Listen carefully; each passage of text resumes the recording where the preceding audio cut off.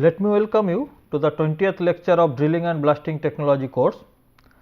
In this lecture, we will discuss about the explosive accessories, and we are discussing this lecture in the last two classes also. So, like every class, let us retrospect what we have discussed already. In last few classes, we are being introduced with the explosive accessories, and we are trying to understand the evolving of different explosive accessories. At this point, we are in a position to understand the requirement of these accessories, and we reached up to the development of all types of detonator. So, up to detonator we have discussed about the development of explosive accessories, and our learning objective will remain same for this class also. That means to understand the available different accessories, to understand the historical aspect of development of these accessories, to understand the constructional nitty-gritty of these explosive accessories, and to understand the requirement of different accessories, why they are being introduced. So, on this learning objective, we will start after the detonators, what are the other accessories which are developed in the blasting process. But in last class, we have discussed the detonator, and in this detonator we have seen the delay is very important. Let us observe this few video where demolition is carried out, demolition of different buildings are carried out using explosive, and you can see the building is being exploded on a different time frame at different position, so that the explosion will be carried out, but the displacement will not be significant for this demolition of this building. So, in this video you can see the buildings are being exploded gradually from the bottom to the top direction and from the center to the outward direction, so that the movement of the building must be inside one or towards the inner part of the area.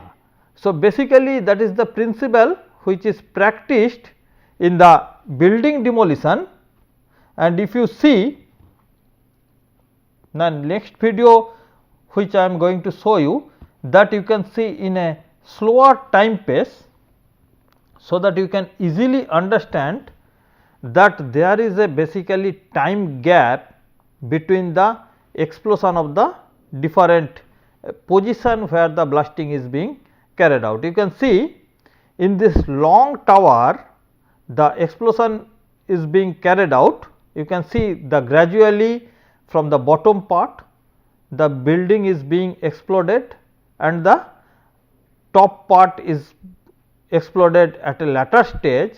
So, the building, there is no lateral movement of the fragment pieces in the building, that is why it is not scattering in a longer distance, and the side by nearby other buildings are in very safe position if you look into this video. Let us observe another video.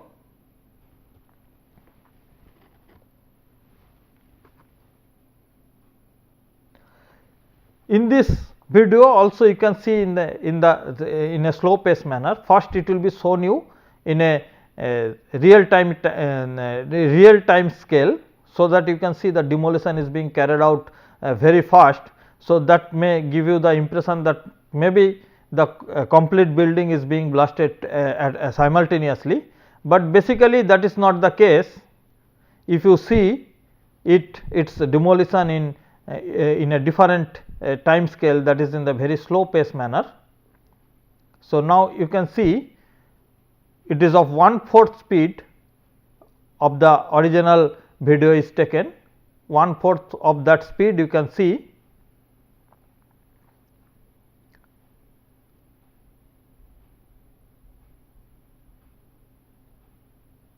You can see this is the first shot is being blasted, then the second shot, third, fourth.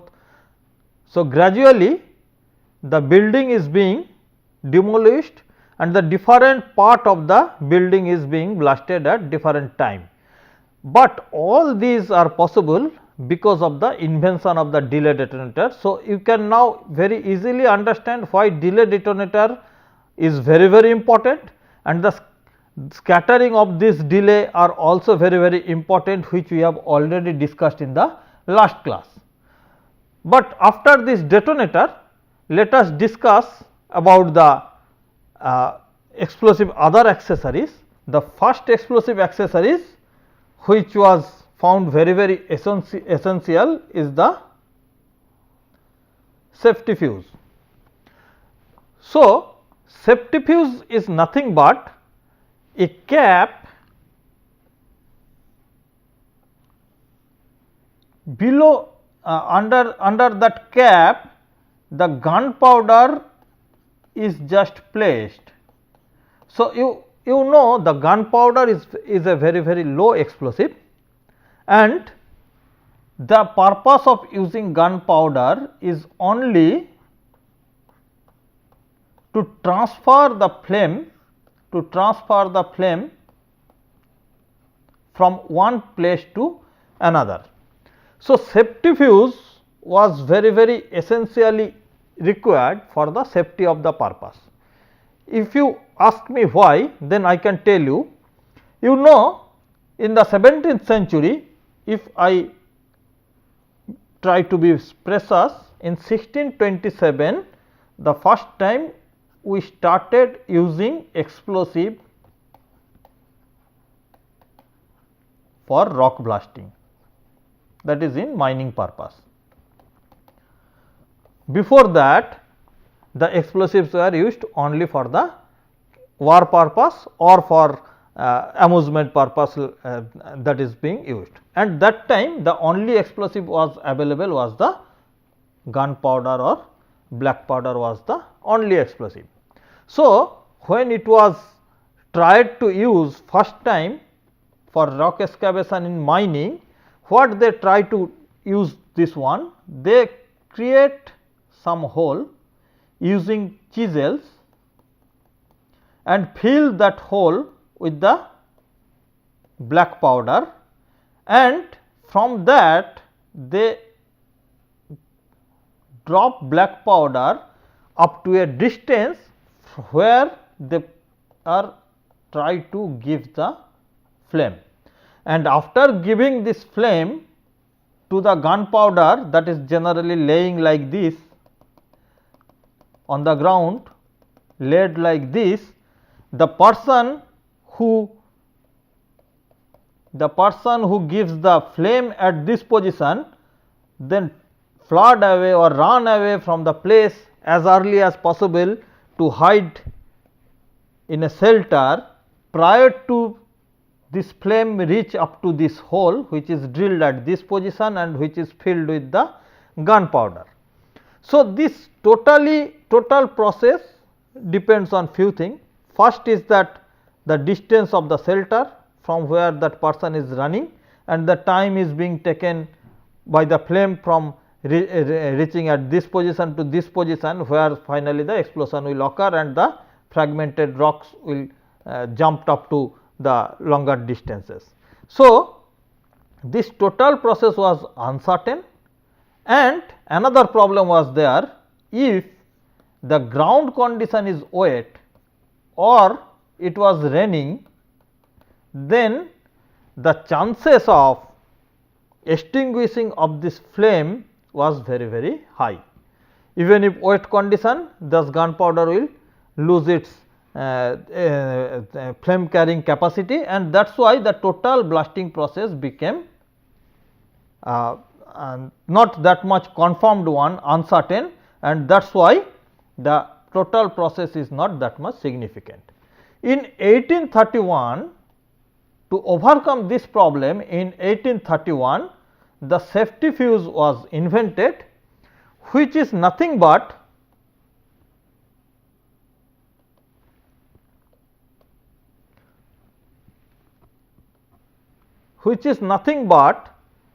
the waterproof cap where the black powder core was wrapped by a fiber wrap, and that is why the total process, the flame is being basically carried out through the inner core, which is the black powder, and the total process is remain waterproof, and that is why it is not affected by the wet condition of the ground or the rainwater.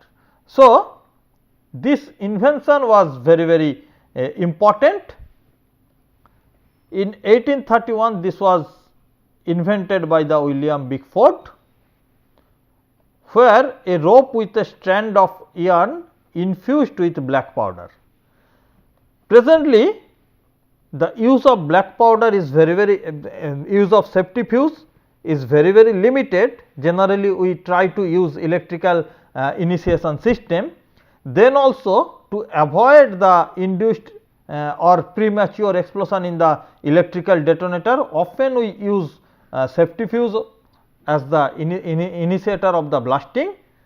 If the condition is dry, in that case generally we go for using this one, and presently the burning rate of this safety fuse is kept 2 to 3 minutes, which is more or less constant, and that is why that can be suitably used for the safety of the removal of the persons by giving this time span. So, safety fuse is another very important blasting accessories, and that is in general is being used since long time. It is almost 200 years now. The next accessories which are developed is detonating fuse.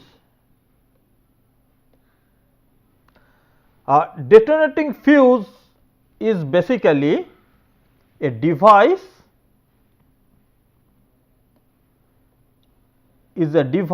to transmit the shock from one place to another. So, basically in safety fuse we are transmitting flame from one place to another place. In detonating fuse, which is also called detonating cord, the flame is it is not the flame, it is the shock is being transferred from point A to point B. So, basically the shock which is initiated by the detonator or by other means is being transferred by the detonating fuse up to the explosive or to another detonating fuse or to another detonator. So, this is the purpose of using detonating fuse, and this is essentially required to carry out the multi-hole blasting. In fact, the detonating fuse or detonating cord was developed in 1907 in France and was called cord. So, in that time it was consisted a lead tube enclosing TNT, which burns at a speed of 4900 meter per second.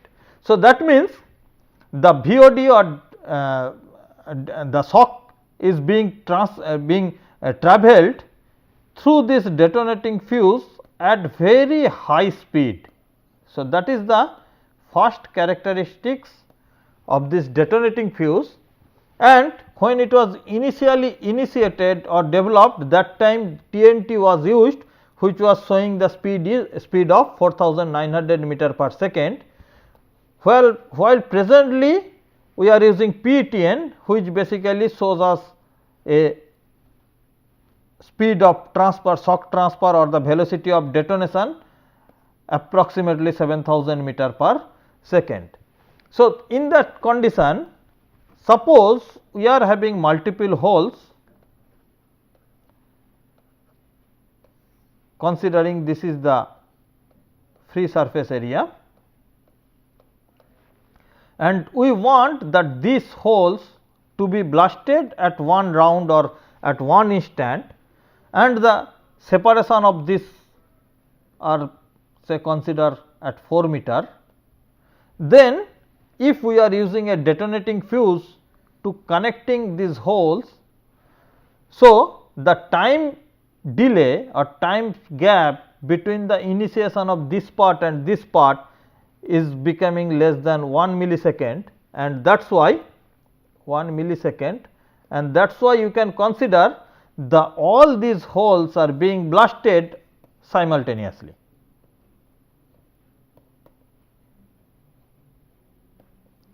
So, that is why detonating fuse is used for transmit shock from one place to another, or you can say one blast hole to another blast hole, and we can consider this there is no time gap between for this time span is required for this transmission. So, that is why the detonating fuse is popularly used as a carrying material of shock from one hole to another hole or from the detonator to the blast hole.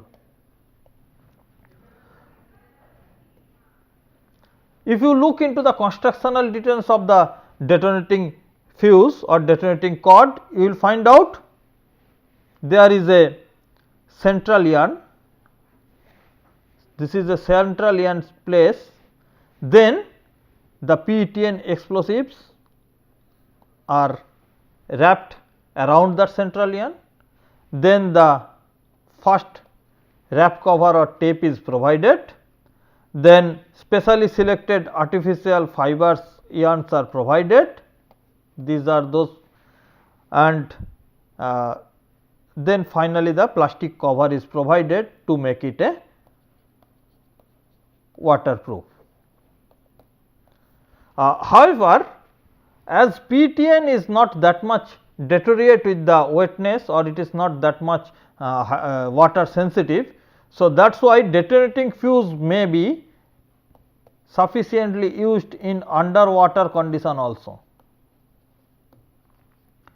The effect of water on the detonating fuse for the transmission of shock is almost negligible. So, you can see this one cotton core, then PETN, then nylon fiber, plastic cover, then maybe another plastic cover for the double protection, that is the normal constructional features of the detonating fuse. Normally, a detonating fuse is expected to have 6 to 12 gram of PETN in its per meter of length. In its per meter of length, 6 to 12 gram of PETN is expected to be there. So, that is why this also limits the, as the quantity is very less, that is why this also limits the price of the detonating fuse. So, detonating fuse is almost very cheap while it is required. That is why we can use detonating fuse very freely in the mine. Recently, there is a modification occurs in the detonating fuse, and this modified detonating fuse is called shock tube or NonL. Let us first tell you what is NonL. NonL is basically a plastic tube like detonating fuse. Inside it, that finely grained PETN is there. You can see in one of its mouth a detonator is there.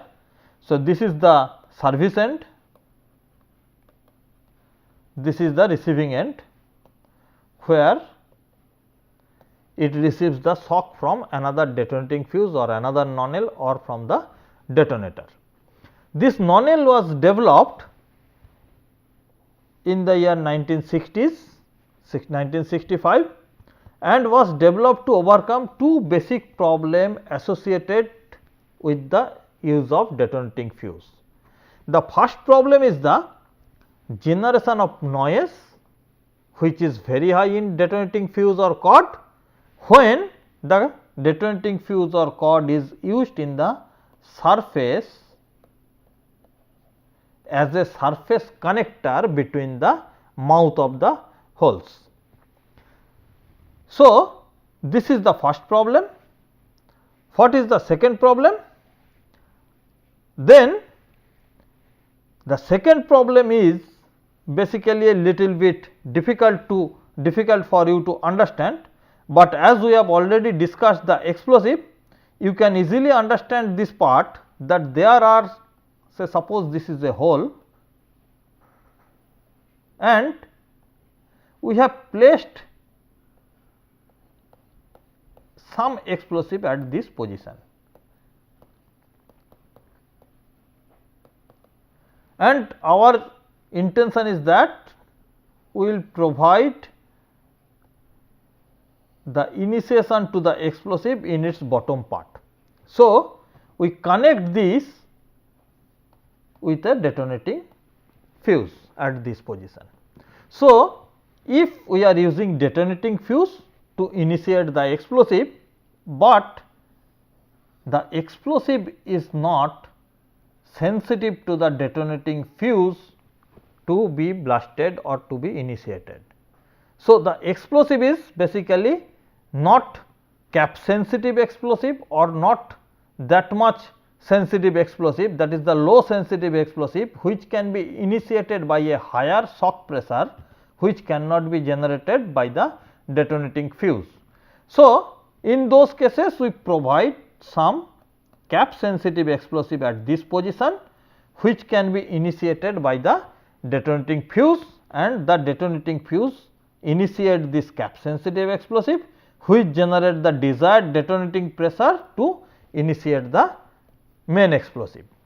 So, if we are using this type of condition for our blasting purpose, and for that we are using detonating fuse as the initiator, then what will happen when detonating fuse is carrying the initiation and the initiation is traveling at this position, then during this traveling the surrounding non-cap sensitive explosive will try to burnt out, but not initiated.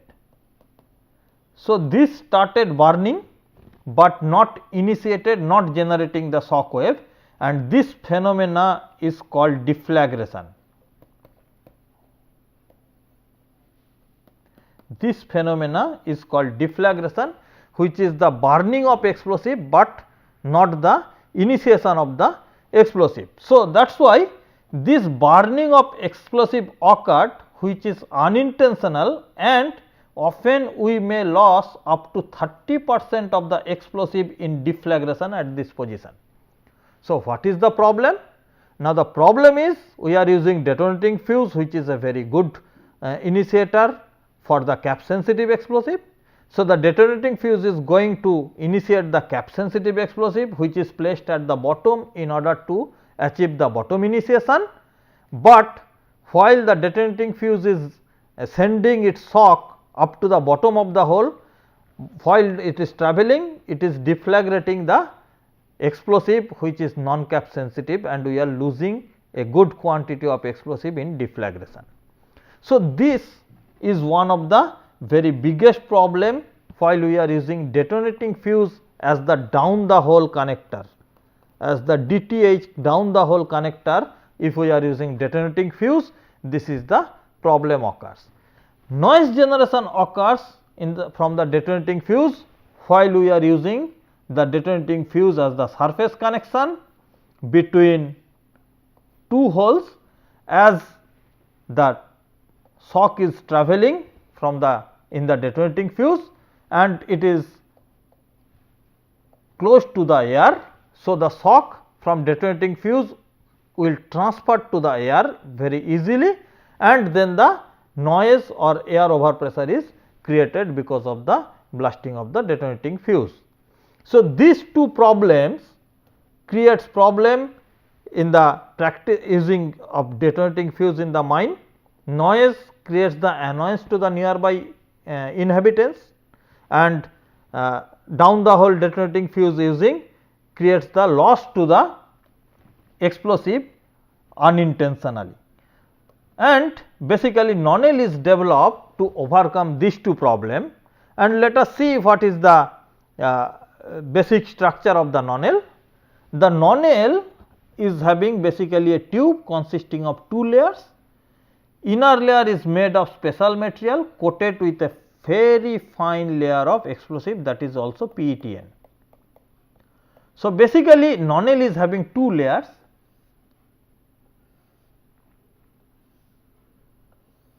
This inner layer is filled with finely grained PETN. The charge content of this is 2 to 6 milligram per it is not milligram, 2 to 6 gram per meter of finely grained PETN, and its VOD is around 2100 meter per second. Outer layer is designed to withstand the stress during the field used, and this also act as muffling also. The receiver part is such that it can be initiated with the detonating fuse, service end of the NonL, or by a detonator, and service end of the shock tube is fitted with a detonator to regain the shock equivalent to detonating fuse or detonator. So, that means basically NonL is if this is the NonL, this is the receiving end, this is the serving end. So, NonL is basically a step down, this is a step down device, where the shock pressure which is received from the detonator or detonating fuse is converted to a reduced shock pressure, so that the shock is not strong enough to break this plastic coating also, and this is very low shock, very low VOD material, and that is coming to its service end, where again it is step up, where again we step it up, so that it can gain its detonating pressure of the desired amount, so that it can initiate a cap sensitive explosive. So, that is why basically shock tube or NonL is basically a step down step up device that can be used suitably in the blasting purpose. Now, let us see how it can overcome the two problems which we have already discussed we encounter while we are using detonating fuse. Suppose we are using NonL as the surface connection. Earlier we used to use a detonating fuse here from this place to this place, and as the shocks are large amount of shocks are coming out from the detonating fuse, it is going to the air and creating the air overpressure or noise shock pressure in the air. But as the detonating NonL shock tube is having a generates a low shock pressure, even that cannot break the plastic cap, that means plastic cap act as the muffling element to that shock pressure. So, the shock from the NonL coming to the air is insignificant, and that is why it cannot generate large amount of noise, and the nearby inhabitants cannot have the annoyance because of this noise. So, basically this is suppressing the noise, and that is why often the NonL, if it is used in the surface, is called noiseless trunk line delay, because the noise generation is limited if we are using NonL as a surface connection. So, the first problem is now solved while we are using NonL. Let us see how it is helping us in case of second problem. In the second problem, we are having a cap sensitive explosive here, then we are having some non cap sensitive explosive here, and we are connecting it through a NonL. This is the receiving end, this is the service end where a detonator is fitted to regain the detonating pressure. So, now the shock is being transferred now the shock is being transferred through the NonL cap. The VOD is very low, and as it is very low, it cannot pass through the plastic cap significantly, so that deflagration or burning, as the flame is also not unable to come out, the burning of explosive near that cap is not possible. So, there is no deflagration. So, there is no deflagration occurred to the explosive, but shock is able to transfer from the surface to the NonL, surface to the this point where the detonator is there, and that detonator blasts with that shock. As it blasts, it initiates the cap sensitive explosive placed at the bottom. So, we have significantly achieved the bottom initiation, there is no deflagration, there is no wastage of explosive, and that is why the NonL can overcome the second problem also. So, this basically the development which assured us there is no problem in the noise generation, there is no problem related to the deflagration also. So, you can very easily understand what we have discussed. NonL can be initiated with a detonating cord, it can be initiated with a detonator also, then it can be initiated by another NonL also, then the reduced shock is transferred to the NonL tube, then it reaches to this is basically the main detonator part, where it basically treats this shock as a flame, and that flame is used to initiate the base charge of the detonator, which finally increased shock is given to the primary explosive. So, that is why the consideration of NonL as a step down step up device is very useful for our practical use. So, now finally, let us look into the development chronology of the development of different accessories, but before discussing this, let me explain you two things. One is that we have not discussed about the exploder, or you can say the blasting module which you use for the blasting of the electronic detonator.